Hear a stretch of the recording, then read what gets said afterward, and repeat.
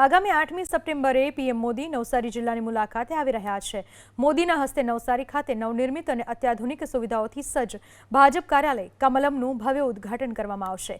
દેશમાં પહેલીવાર પ્રધાનમંત્રીના હસ્તે કોઈ જિલ્લાના પાર્ટી કાર્યાલયનું લોકાર્પણ થઈ રહ્યું હોવાથી સ્થાનિક કાર્યકર્તાઓ અને નેતાઓમાં ભારે ઉત્સાહ જોવા મળી રહ્યો છે।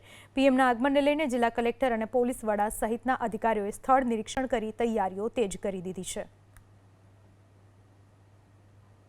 દેશના વડાપ્રધાન નરેન્દ્ર મોદી નવસારીની મુલાકાતે આવી રહ્યા છે અને ગુજરાતના ઇતિહાસમાં પહેલી વખત એવું થશે કે જ્યારે પ્રધાનમંત્રી નમો કમલમ જે ભાજપનું કાર્યાલય છે એનું ઉદ્ઘાટન કરવા માટે ખાસ નવસારી પહોંચી રહ્યા છે। આ જે દ્રશ્યો દેખાય છે એ કમલમના છે।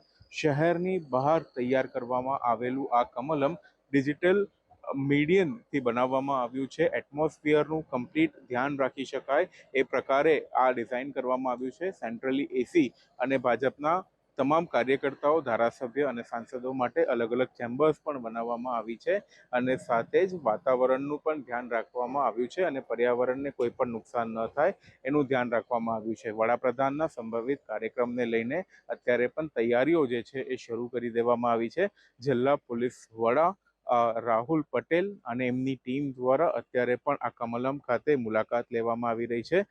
જિલ્લા પ્રમુખ ભૂરાલાલ શાહે પણ આ અને કલેક્ટરે પણ આ સ્થળ છે એની મુલાકાત લીધી છે। પ્રધાનમંત્રીના કાર્યક્રમને લઈને અત્યારે પણ તૈયારીઓ જે છે એ શરૂ કરી દેવામાં આવી છે। કેટલાક અધિકારીઓ છે, પોલીસની ટીમ છે, સાથે જ જે એજન્સીઓ જે છે એ અત્યારે અહીંયા કામે લાગી છે।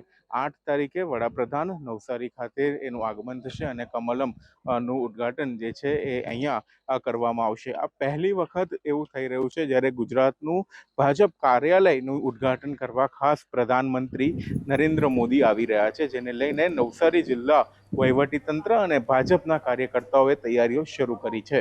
Siddhesh Joshi, ABP news, Navsari.